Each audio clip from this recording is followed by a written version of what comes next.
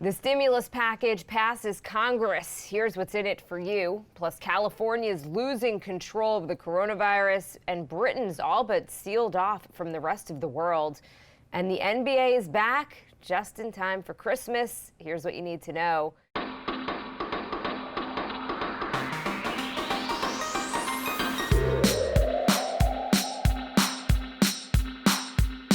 Good morning. This is Cheddar's Need2Know podcast for Tuesday, December 22nd. I'm Jill Wagner with Carlo Versano.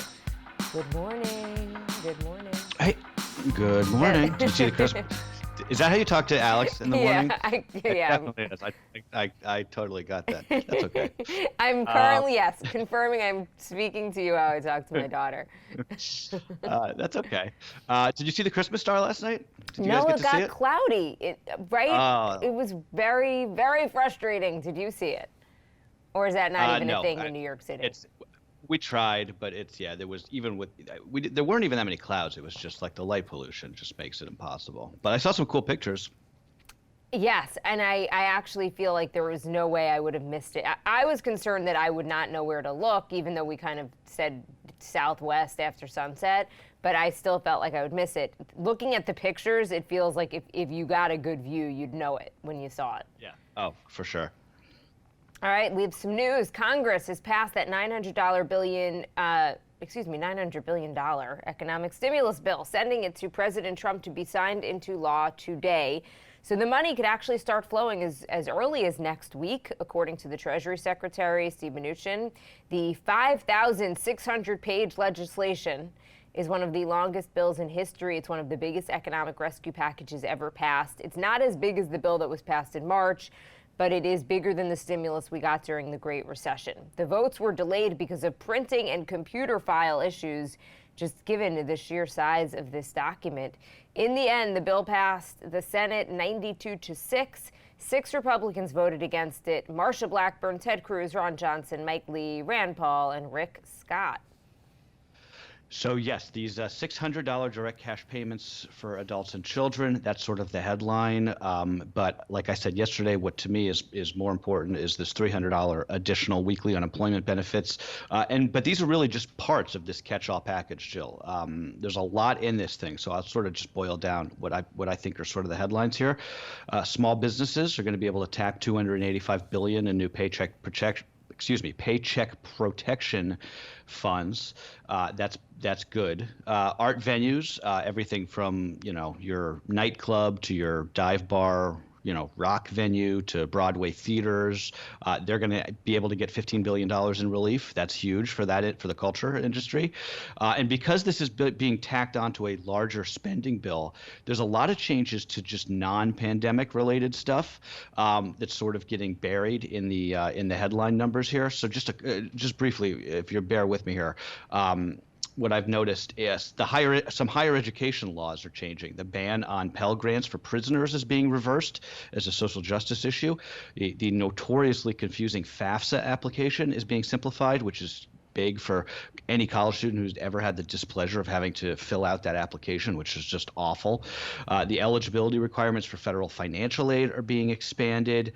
There's also legislation, this is really big, that's going to ban a lot of surprise emergency medical bills from out-of-network specialists, such as air ambulances and hospital clinicians who may work on you even if you're unconscious and then bill you for the pleasure months later. That's going away.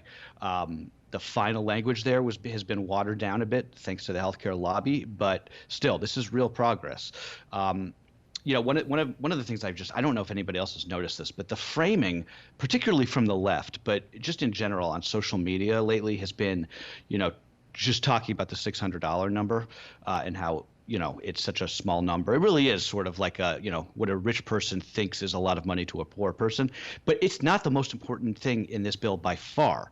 And it's just not helpful to even frame it that way. Congress is like a bunch of toddlers, right? Congress is like your little girl. You have to encourage them when they do good things so that they do more good things in the future. And this is a good thing that they did. It's not enough and it's not perfect, but it's something big. And perhaps what it suggests is that we're going to see some more bipartisan progress under a Biden administration. I don't know, maybe not, but it's possible. Anything's possible, Carlo. We'll Yeah. see. Meanwhile, the last couple of days have offered some unsettling callbacks to the spring. Surprise lockdowns, travel bans, volatile financial markets, rocketing case numbers. So the UK is now all but sealed off from the rest of Europe because of this mutated coronavirus strain. It is rapidly spreading through the greater London region. About 40 countries have banned travel from Britain, and that caused the stock market to fluctuate wildly. Britain also, by the way, 10 days away from a deadline to reach a post-Brexit trade deal with the continent. So that's adding to this sense of chaos. Here in the U.S., the pandemic out of control, at least in California. That state likely to break New York's April record when it comes to hospitalizations. 18,825 people today or tomorrow. New projections suggest California could see 100,000 people hospitalized in a month. The state's already under a stay-at-home order, which is likely to be extended through January. I just want to get back to this issue of this mutated virus, Carlo, in the UK. We mentioned 40 countries have banned travel from Britain, not the U.S. though. And I was watching Governor Cuomo's press conference yesterday. I don't know if you got a chance to see it. He was all but pleading with the federal government to do something. And he said he was personally on the phone. He said there's 3 airlines that fly from New York and London and back. And he said British Airways, he personally was on the phone with them. They've agreed to institute testing, I think, before somebody gets on the plane. Yeah, Delta and Virgin Atlantic and Delta. He said now I think they've agreed to do the same. And he said, again, we're back in this situation. The virus in New York did not come from China. Right. It came from Europe. I don't really know why the president hasn't stepped in here to say no travel from Europe.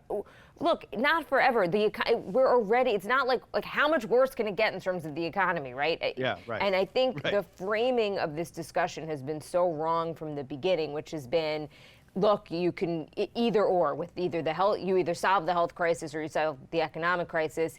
It's all together. So if we keep forgetting that and just say, okay, you can't shut down flights because it's too bad for the economy. No. Well, if this mutated strain gets here, which it probably is, by the way, think about how much worse that's going to be when hospitals are overrun, which again they already are. But it's this framing of the conversation that's trying to separate the economic crisis from the health crisis. And you can't. It's the same crisis. Right. Well, and by the way, we think there's no reason to think that these vaccines aren't going to work against this mutated strain. Everything that I've read suggests that they will work, but we just have to we got to get these vaccines into the population, right? So if that means stopping down travel from Britain for a month or two, whatever it takes, let's get this. Just speaking of vaccines for a minute. Biden, by the way, President-elect Biden got his shot yesterday. I don't know if you saw the video. Dr. Fauci gets his today. The Pfizer vaccine was approved in the EU. So just to put a bow on something that we discussed yesterday with regard to sort of like these pictures of people and members of Congress getting their vaccine shots.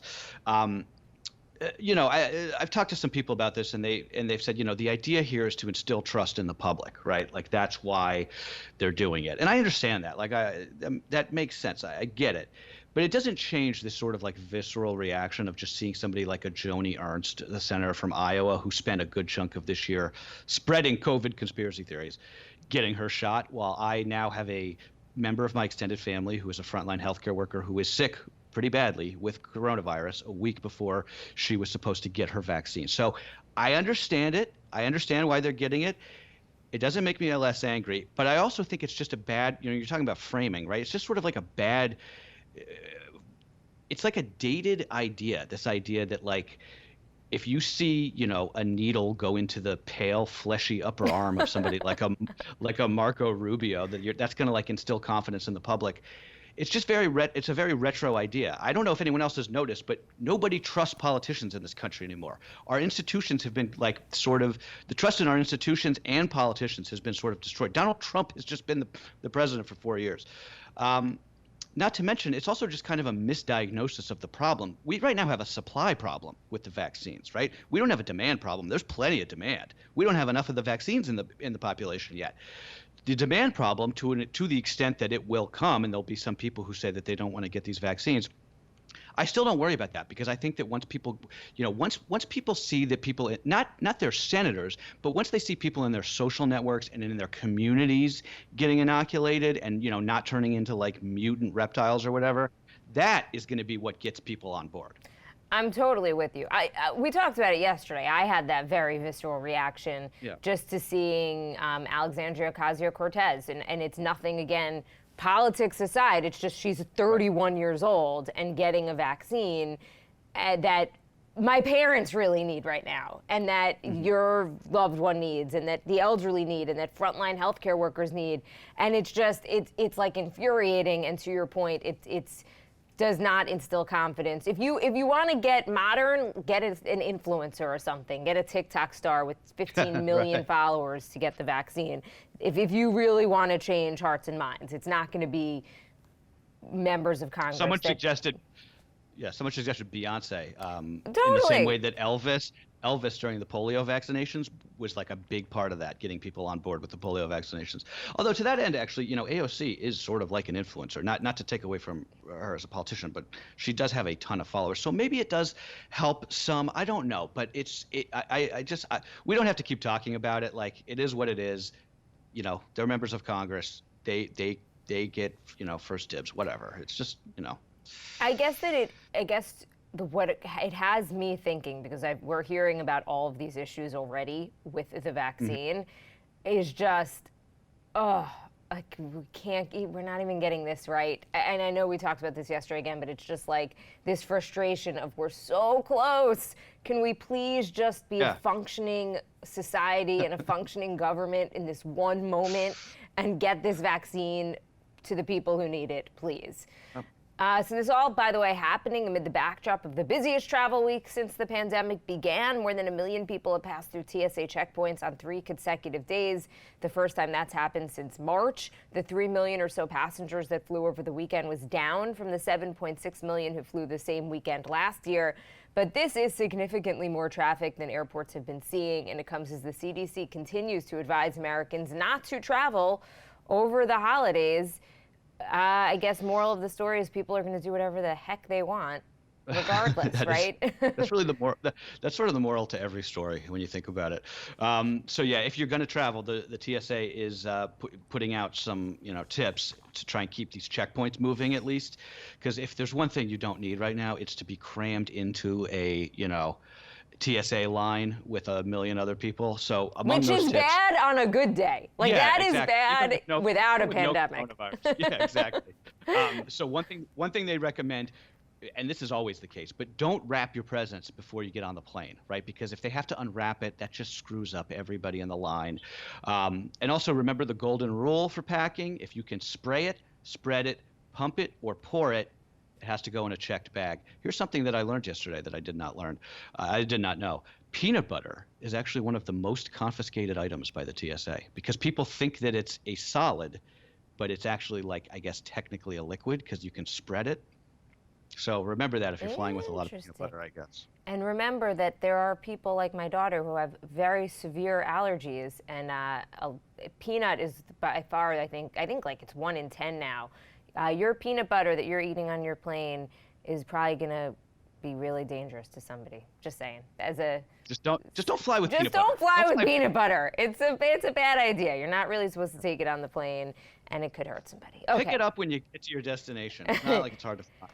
Okay, some other news. Apple reportedly jump-starting its plans to build a self-driving car from scratch. The iPhone maker said to be targeting 2024 for the launch of an autonomous vehicle that will include a supposed breakthrough in battery technology. Apple's self-driving car strategy, which is codenamed Project Titan, has gone through fits and starts over the past several years. The company is reinvigorating the project thanks to a radical new battery design.